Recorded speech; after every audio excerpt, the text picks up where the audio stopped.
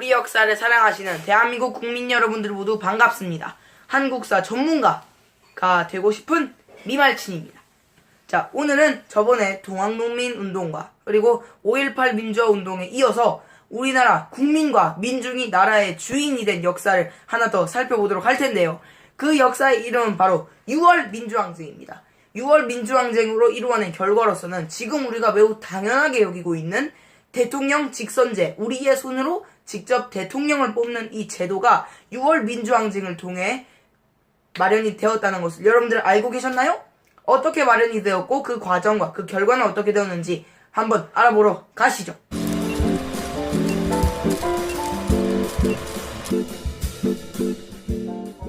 자, 일단은 우리가 제일 첫 번째로 알아볼 거는 6월 민주항쟁인 만큼 6월에 일어난 겁니다. 바로 몇 년에 일어났느냐? 1987년 6월에 일어났습니다.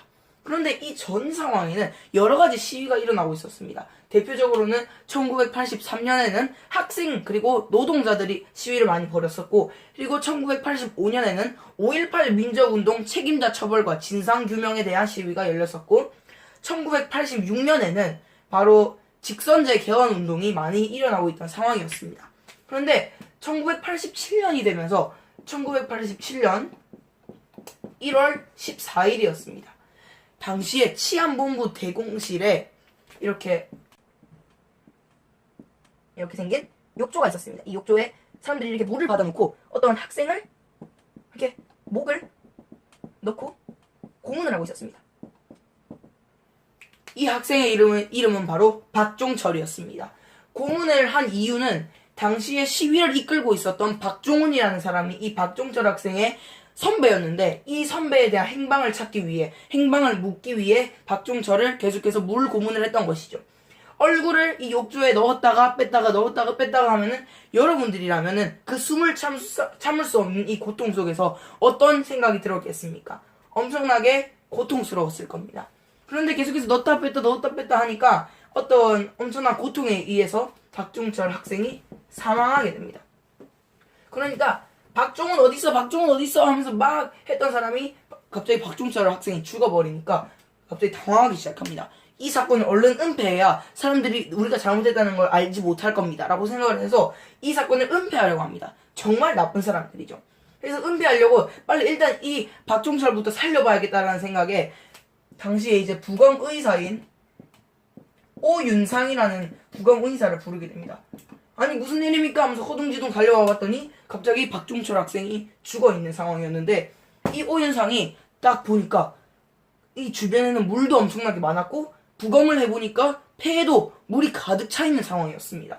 그러니까 이걸 보고 오윤상은 이건 무조건 물고문에 의한 사망이다라는 것을 자기 스스로 알고 있었던 것이죠. 그런데 당시에 이 얘기를 하다 보면은 누군가에 또 알려지고 자신이 해를 입을 수가 있기 때문에 쉽사리 이야기를 꺼내기가 어려웠습니다. 그런데 어떤 기자가 찾아오게 됩니다. 당시 동아일보 기자였던 윤상삼 기자였는데, 이 기자가 묻게 됩니다. 지금 박종철 학생 왜 죽은 겁니까? 라고 하니까 지금 내가 밝힐 수는 없고 일단 화장실로 갑시다 해서 매우 은밀한 화장실로 갑니다. 그래서 이야기를 하는 것이죠. 물이 많았고 물이 흥건했고 폐를 갈라보니 안에는 물이 가득 차 있었다 라는 이야기를 하면서, 그럼 물고문에 의한 사망이군요. 그렇습니다 라고 이야기를 하면서 전국에 이제 물고문에 의한 사망, 즉 박종철 고문 치사 사건이라는 것이 밝혀지게 됩니다. 그러니까 이 얘기가 이제 신문에 딱 나오게 된 겁니다. 동아일보 신문에 딱 나오니까 사람들이 깜짝 놀랍니다. 아니 이럴 수가, 쇼크사가 아니었다니 이러면서 막 기자들이 이걸로 이제 특종을 잡으려고 막 기자들이 오면서 막 마이크를 막 대고 아니 왜 죽였습니까 하면서 막 당시에 이제 높은 직에 있는 이 사람한테 이야기를 하는 거죠. 아니 왜 죽였습니까 라고 하니까 이 사람이 이제 희대에 남을, 어마어마하게 역사적으로 남을 큰 명대사를 하게 되죠. 매우 어이없습니다. 여러분들 혹시나 많이 짜증이 날 수도 있으니 잘 들으시기 바랍니다. 바로 왜 죽였습니까? 라는 물어보는 기자의 답변에 이 사람은 나 아무것도 안 했어. 난 박종훈이 어디 있냐고 물어보려고 해서 책상을 탁 쳤는데 갑자기 그 학생이 하고 죽었단 말이야. 이거는 이제 명백한 쇼크사다라고 이야기를 합니다.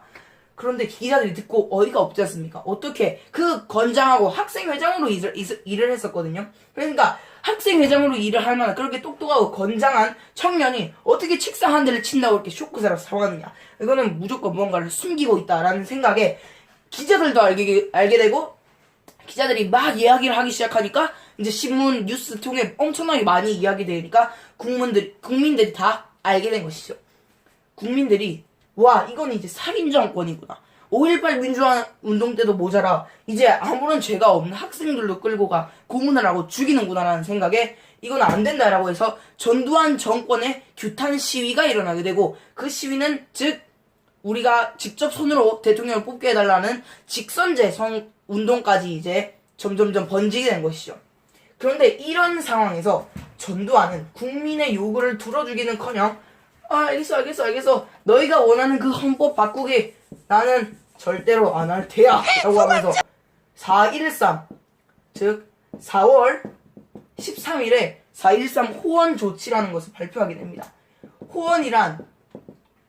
호원할 때 헌자는 헌법을 뜻하는 것이고 호는 이제 지킨다라는 의미입니다. 그러니까 헌법을 지키겠다는 뜻이죠. 국민들이 그렇게 원하는 직선제 개헌을 절대로 안 하고 나는 호원, 난 절대로 이제 뜻 나는 굳혔어. 난 절대로 헌법 안 바꿀 거야. 언제까지 88 올림픽 때까지 난 절대 안 바꿔. 라고 이야기를 하는 겁니다. 국민들이 화가 나기 시작하는 거죠. 눈치 없지 않습니까, 전두환. 그러니까 이제 국민들의 분노는 더 거세지고 이제 시위가 막 점점점 일어나기 시작할 때였습니다. 그런데 그럴 때 이런 상황일 때 어떤 감옥이 있었습니다. 한 감옥에서 이제 당시에 이제 박종철 고문치사 사건을 이제 막 자행했던 그 사람들 2명이 감옥에 들어가 있었는데 그 2명이서 이야기를 하기 시작합니다. 그 2명이서 야 이거 우리만 한 거 아닌데 왜 우리만 혼나나 좀 억울하다 이렇게 이야기를 하니까 그걸 이제 지나가던 감옥 보안계장이 듣게 됩니다. 뭐라고? 2명만 한 게 아니라고? 이럴 수가. 이건 말을 해야겠어. 라고 하면서 당시 민족, 통일, 민중, 운동, 연합, 사무, 처장이었던 이부영에게 정확하게 다 전달을 하게 됩니다.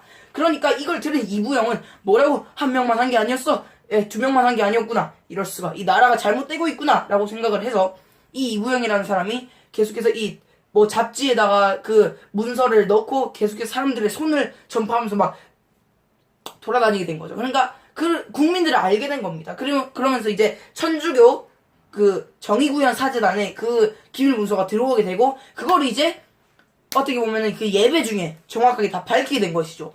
우리나라의 그 어떠한 정치적인 그 박종철 고문치사 사건이 2명만 한 것이 아니라 모든 사람들이 다 동원해서 이 정권에 많은 사람들이 동원해서 저질렀다는 것이 이 세계에 알려지게 된 것입니다.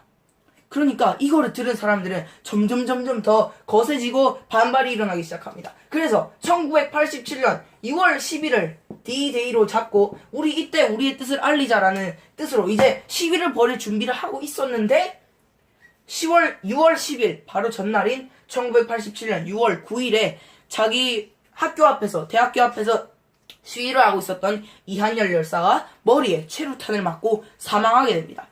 그런데 국민들이 혹시나 이게 피용 날라와서 머리에 받았으면은 어떻게 보면은 좀 덜 화가 났을 수도 있는데 원래는 최루탄 같은 경우는 이렇게 경찰들이 있으면 최루탄은 위로 쏴가지고 이 시위대에게 이게 가루가 뿌려지면은 시위하고 있는 사람들이 그 가루를 맞고 콜록콜록 하면서 흩어지는 그런 의도로 사용하는 것인데 이 앞에 이제 이한열 열사가 호원철폐 독재타도 막 외치고 있는데 여기서 이제 위로 이제 포물선을 그리는 게 아니라 이렇게 앞으로 해서 이대로 팍 쏴서 이제 머리에 맞았다는 거죠. 그러니까 어떻게 보면은 살인의 목적으로 최루탄을 쐈다라는 것을 국민들이 알게 되니까 점점점 불같이 화를 내기 시작하는 것입니다.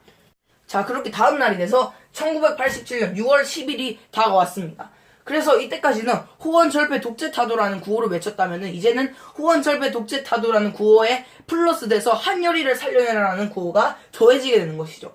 그래서 시위는 점점 많아지고 이제 전두환은 안 되겠어. 내가 이제 경찰병력을 투입해야겠다 해서 경찰병력을 투입했는데 사람들이 보니까 너무 많아지고 사람들의 이제 말에 의하면은 너무 많아져서 더 이상 최루탄도 3일치밖에 남지 않았고 이제 어떻게 할 수가 없다는 하니까 전두환이 아, 그러면은 내가 군병력을 투입해야겠다. 5.18처럼 똑같이 군병력을 투입해야지 하면서 계엄령을 선포하려고 하는 순간에 그건 안 됩니다. 카카. 이러면서 이제 88 올림픽도 남았고 우리는 이제 회담도 가져야 합니다라고 하면서 야당과 이제 회담을 가져오는데 별 성과 없이 끝나게 됩니다. 그러니까 야당은 이제 시민들이 할 1987년 6월 26일에 대행진을 벌이기로 했는데 그 대행진에 적극 참여하겠다는 의사를 밝히게 되는 것이죠. 그러니까 여당 입장에서는 이제 야당도 우리를 안 도와주고 이제 완전 우리 팀이 없어졌으니까 팀을 잘 살펴보다가 미국이 생각나게 됩니다. 그러니까 이제 미국한테 야 우리 저 군병력 좀 투입해도 되겠니 하면서 미국한테 막 도움을 요청하고 있을 때 미국은 도움을 요청하기도 전에 거절해버립니다. 우리는 절대로 저거에 대해서 군병력도 어떤 것도 주지 않겠다라는 의사를 강력하게 밝히니까 전두환이 뒤로도 못 가고 앞으로도 못 가고 어떻게 할 수가 없어서 이제 국민들의 요구에 무릎을 꿇게 되고 자신의 측근 친구인 노태우를 불러가지고 1987년 6월 29일 6.29 선언이 발표되게 되는 것이죠. 그런데 6월 26일에는 엄청나게 이제 대행진을 벌이면서 그 기세에 눌린 것도 이제 큰 이유가 되겠습니다. 그래서 6.29 선언의 매우 대표적인 것은 이제 우리가 지금까지도 이어져고 있고 어떻게 보면 지금 태어나는 사람들을 당연하게 여길 대통령을 우리 손으로 직접 뽑는 대통령 직선제가 되겠습니다. 그래서 이 대통령 직선제로 뽑게 되니까 이제 국민들이 이 나라에 어떻게 보면 정말로 진짜 주인이 되는 것이죠.